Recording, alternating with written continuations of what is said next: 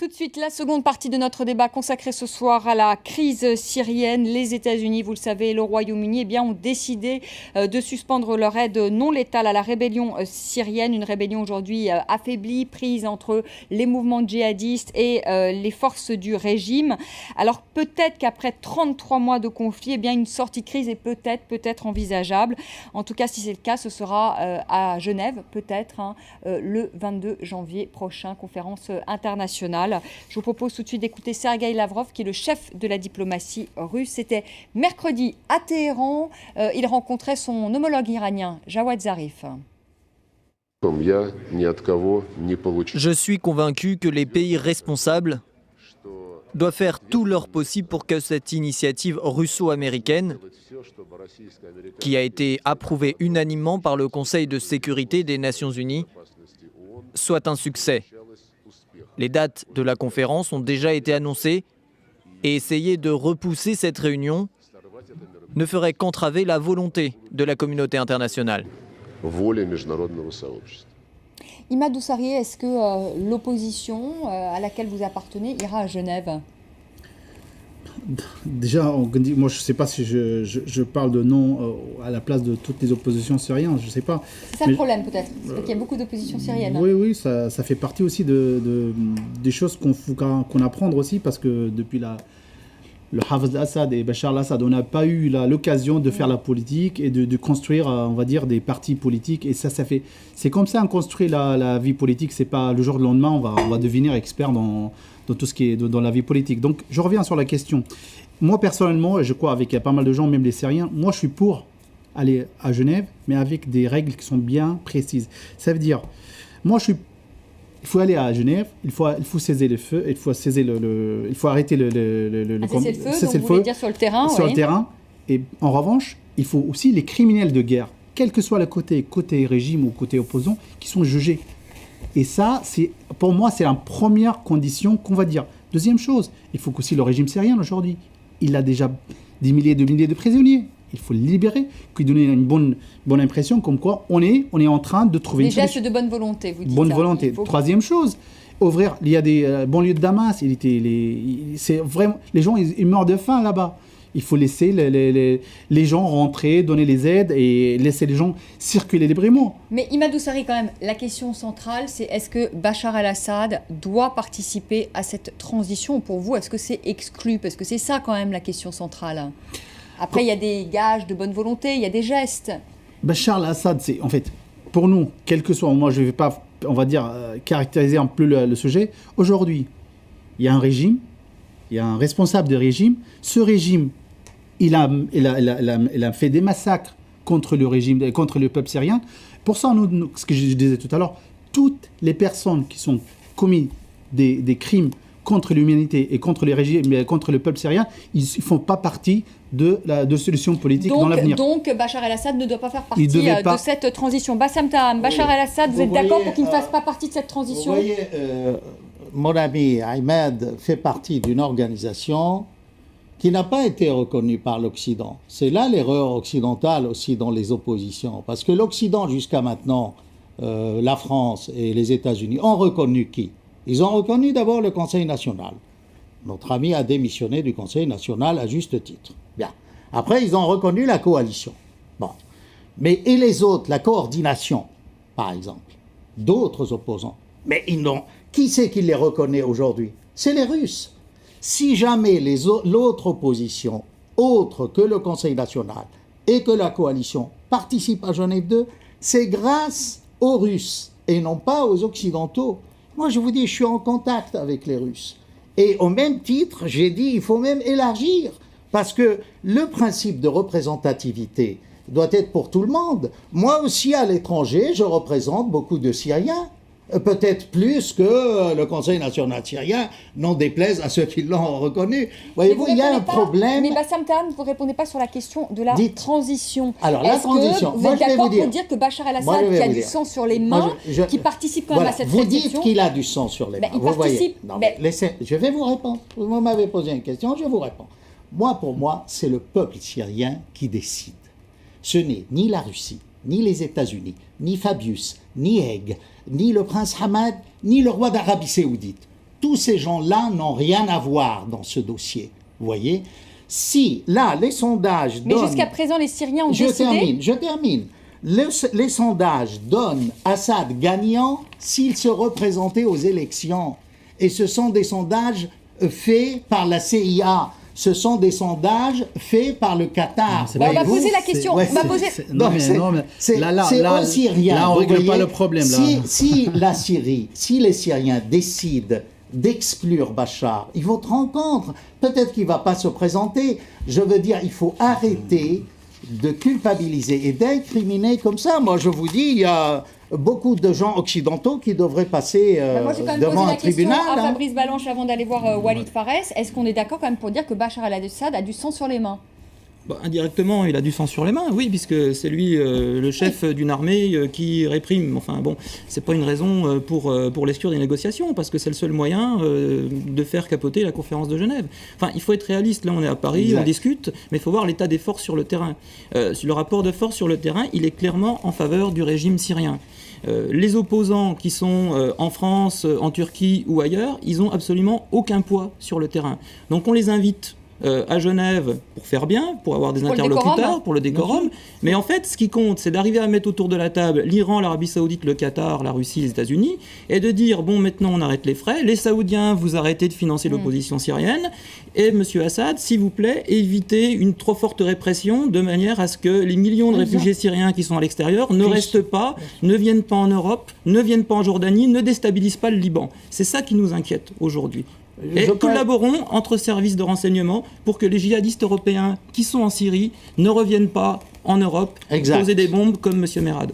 Voilà la situation dans laquelle on est à Genève au mois de janvier prochain. Walid Fares, je voudrais que vous répondiez à deux choses. La première, Bassam Terramassi, ce soir que la CIA, en effet, aurait entre les mains, et vous travaillez au Congrès sur les questions de terrorisme, aurait entre les mains justement des sondages qui disent bien que si demain Bachar el-Assad devait se représenter, d'ailleurs il y a des élections prévues normalement en 2014, et bien qu'il gagnerait ce scrutin. Est-ce que vous en avez eu vent de ces sondages ?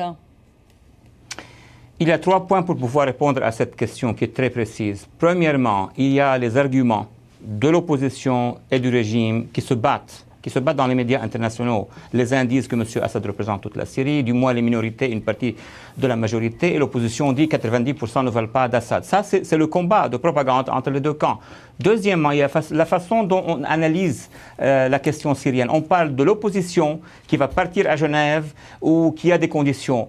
Mais il y a la géopolitique sur le terrain, comme votre collègue l'a mentionné. Sur le terrain, il n'y a pas 2 armées qui se battent. Il y a une armée d'un régime et puis des mouvements de guérilla. La première question, est-ce que les représentants politiques de l'opposition qui sont à l'extérieur et qui communiquent avec l'intérieur, peuvent-ils représenter ces forces de guérilla sur le terrain? Deuxième question, pour pouvoir arriver à un cessez-le-feu et à une solution sur le terrain, enfin, il y a des villes où on se bat, il y a des villes divisées. C'est une situation énorme.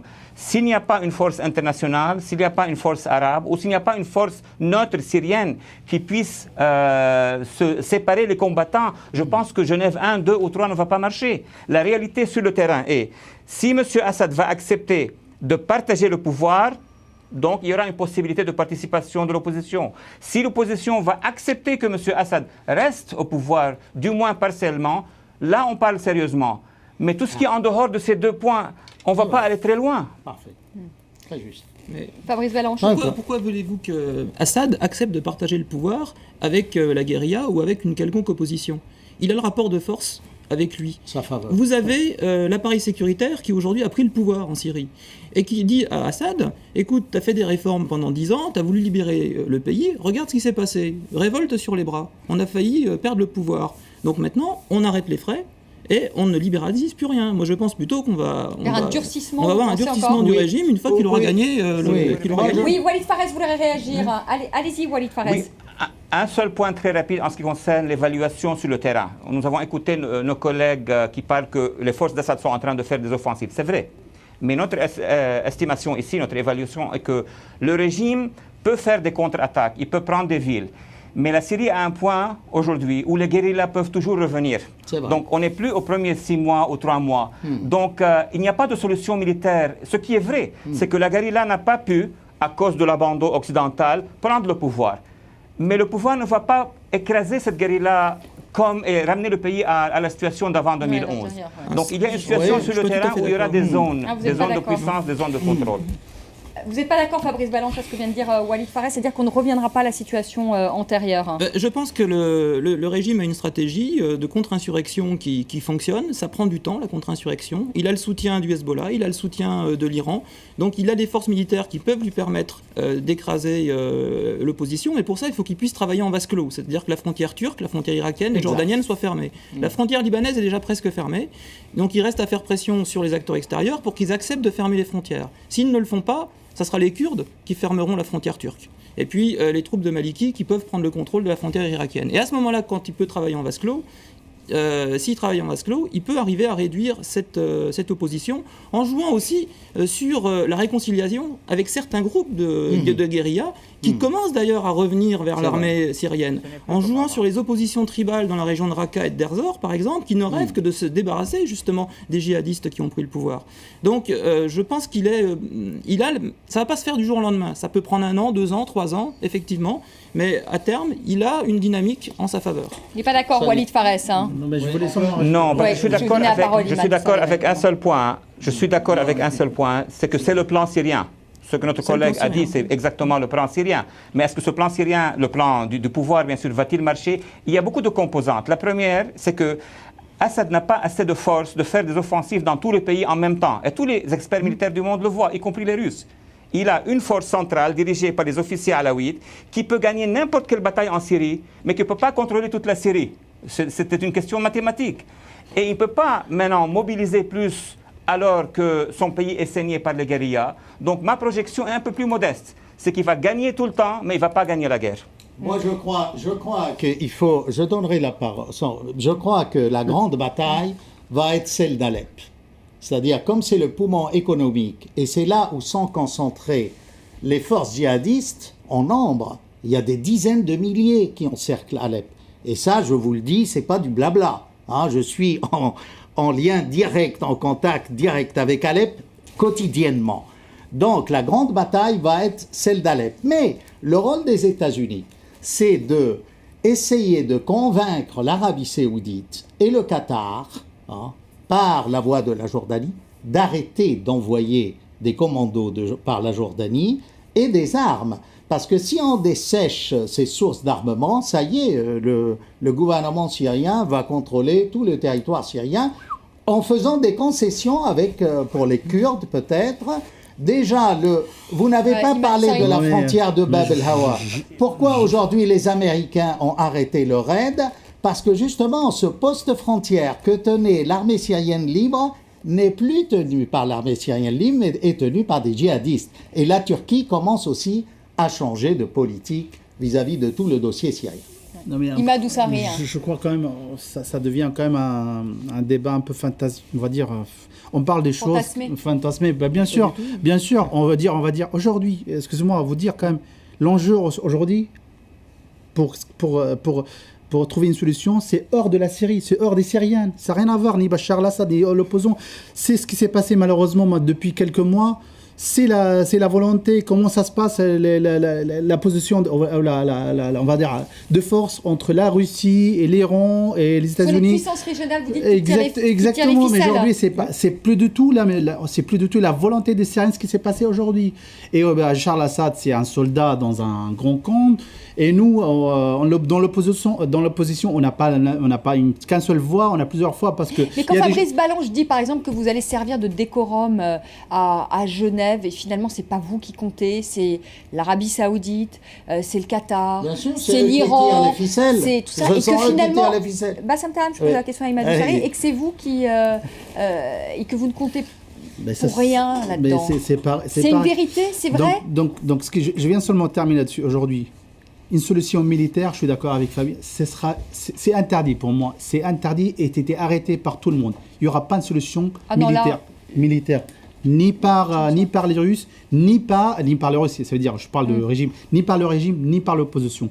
Aujourd'hui, avant qu'on arrive au Genève, il faut vraiment fixer une situation sur le terrain, parce que, à mon avis, là, ce qui s'est passé sur le terrain, c'est ça, à partir de là, qu'on va partir pour trouver une solution politique. Et c'est ça qui a compris le régime syrien. Pour ça, j'ai deux questions. Ce qui s'est passé à Ghouta, si le régime de Bachar, Douma, depuis presque 1 an et demi, 2 ans, il est libéré. Et le régime, il n'a jamais eu l'occasion de libérer. Il est à côté, il est quelques kilomètres de Damas. On est ça veut dire aujourd'hui, et là, Douma, on ne va pas dire aujourd'hui on est à la frontière irakienne, ni à la frontière turque, ni jordanienne. Aujourd'hui, ce régime-là, il était incapable. Il a été incapable de rendre dans des villes comme Douma. Attendez, Fabrice Balanche, ensuite. Pour ça, il y a des réalités. Il y a des combattants aujourd'hui sur le terrain et ça pose un problème pour le régime syrien. Il faut pas ignorer ça. D'autre part, tout ça, il est hors, on va dire, la solution politique, il est hors de tout ce cadre-là. Tout ce qui se passe sur le terrain, c'est une préparation peut-être pour notre opération, une opération politique qui, pour l'instant, je crois, il n'était pas encore mûr, il n'était pas encore acté pour tout le monde. Et là, ce qui s'est passé aujourd'hui, c'est les Syriens qui payent, c'est les victimes syriennes qui payent à partir de tout ça. Les Russes et les Américains, ils ne sont pas encore d'accord pour ça, on est en train de payer le prix. Non, mais vous parlez de Douma comme d'une ville libérée. Effectivement, j'étais en Syrie fin octobre, là, je suis passé à côté de Douma. Douma est complètement encerclée, Douma est à moitié détruite. À Douma, il n'y a plus rien qui fonctionne. C'est-à-dire que la plupart des zones libérées sont en fait des zones complètement détruites. Détrompez-vous, il y a 40 000 personnes, à la limite, si je vous dis, 40 000 personnes pour vous, c'est rien. 40 000 personnes malgré, je suis d'accord, c'était détruit. Mais 40 000 personnes, c'est déjà... Avant la crise à Douma, il y avait 150 000 habitants. Eh bien, il y avait 22 millions aussi en Syrie. Maintenant, il y a des millions des réfugiés. Eh bien, ce qui se passe à l'échelle de Douma, c'est ce qui se passe à l'échelle de la Syrie. C'est-à-dire que... Je ne veux pas vous laisser aujourd'hui, Douma, ça n'existe pas. On ne s'entend plus. Oui. Alors moi, je suis de l'avis de mon collègue Balanche. Il a parlé de Douma. Je parlerai d'Alep. C'est pareil. Ces zones soi-disant tenues, ces quartiers de la ville tenus par les islamistes, il n'y a pas d'armée syrienne libre. C'est là où on fantasme, je crois. Ces gens-là, ce sont des quartiers sinistrés, détruits à moitié. Hein. Et quand vous les appelez au téléphone, ils ne rêvent que d'une chose, c'est le départ de ces islamistes et l'arrivée de l'armée syrienne régulière. Mais c'est ça la vérité. Maintenant, quand on dit qu'on fait des fantasmes, pas du tout. C'est une anticipation, ce qu'on fait ici. Moi, j'ai dit 10 jours avant le problème chimique que la Syrie allait sacrifier son chimique pour sortir de la crise. On m'a dit que c'est du fantasme. C'était tout simplement de l'anticipation. Je crois on est entre spécialistes de géopolitique. Le propre d'un analyste, géostratège et géopoliticien, c'est d'anticiper sur les événements. Et pour moi, Genève 2, qu'ils se tiennent pas, la messe est dite. Assad aura remporté la guerre de Syrie avec ses alliés, le Hezbollah, la Russie, l'Iran et la Chine. Et le peuple syrien, il va remporter aussi la liberté, quel que soit le prix. Et Bachar al-Assad, c'est un criminel. Mais de tous nos cœurs, on appelle... qui doit être jugé. En tout cas, voilà, merci à tous les cas d'avoir participé à ce débat. Merci beaucoup, Walid Pharez, d'avoir été avec nous en direct de Washington. En tout cas, Genève 2 ne s'annonce pas sous les meilleurs auspices parce que l'opposition ne veut pas des Iraniens à la table. Les autres ne veulent pas des Saoudiens et des Qataris à la table. Voilà, on aura l'occasion en tout cas d'en reparler. Merci à tous les quatre, vous restez avec moi. Je vais rejoindre tout de suite Karim Yayaoui. Karim, on va parler aussi de cette guerre sans fin en Syrie. Les médias qui constatent qu'il n'y a pas que les armes qui tuent en Syrie. Alors, il n'y a pas que les armes, il y a aussi le froid. Il y a beaucoup d'articles là-dessus, comme si on avait le sentiment que les médias étaient bien en difficulté lorsqu'il fallait envisager l'avenir de la Syrie, parce que la situation est tellement inextricable que c'est devenu difficile d'anticiper. Et on parle de ces conditions climatiques qui viennent s'ajouter au calvaire quotidien des Syriens. On en parle sur le site de l'Express, on en parle aussi sur le site de L'Orient le Jour avec ces deux enfants dont on parle beaucoup dans les médias francophones ou arabophones qui sont tout simplement morts de froid. On parle aussi du sort des réfugiés qui sont de l'autre côté des frontières, parfois 2 notamment millions, ils sont en 2 tout, millions, notamment du côté du Liban. Il y a des gens qui ne sont pas déclarés encore. Et des gens qui ne sont pas déclarés, dit Madou Sarri. Sans compter les gens qui ne sont pas déclarés. Alors voilà, ce quotidien qui devient particulièrement difficile avec l'hiver. Et puis, il y a cet article à lire sur le site Afrique Inside qui considère qu'on est à 1000 jours de guerre et justement qui ironise un petit peu sur tous ces spécialistes qui expliquaient au début du conflit que Assad allait connaître le même sort, par exemple, que l'ancien président égyptien ou encore un certain nombre de spécialistes l'avaient dit à l'époque et faisaient des comparatifs à n'en plus finir avec d'autres pays comme l'Égypte ou la Libye. Alors cet article est aussi assez pessimiste sur Genève 2 que vous veniez d'évoquer il y a quelques instants, mais il a le mérite de revenir sur ces 1000 jours de guerre. Et puis je vais vous montrer aussi cet article à lire sur le site de Marianne qui relaie une information selon laquelle les Américains, en tout cas les services de renseignement militaire, étaient au courant d'une capacité chimique du front Al-Nosra, le gaz sarin qu'ils avaient, mais dont Barack Obama et les autorités américaines ont préféré ne pas parler. Une information qu'ils auraient eue 2 mois avant cette fameuse attaque du 21 août qui a failli déclencher une offensive militaire de la France et des États-Unis avant la volte-face de Barack Obama. C'est à lire sur le site de Marianne, un article qui relaie donc l'information d'un journaliste américain, mais qui n'est pas... Seymour, exactement. C'est lui qui a mis en valeur Abu Ghraib et qui est revenu là-dessus. Et c'est vrai que les médias américains n'en parlent pas beaucoup. Et puis je vais vous montrer ce reportage photo à découvrir sur le site de Libération, où on s'aperçoit que les Syriens, dans certaines villes, eh bien, ils n'ont d'autre protection que des draps pour cacher la vue aux snipers qui pourraient se trouver dans les bâtiments. Quand ils passent des produits alimentaires, des fois, les snipers qui tuent les gens comme ça.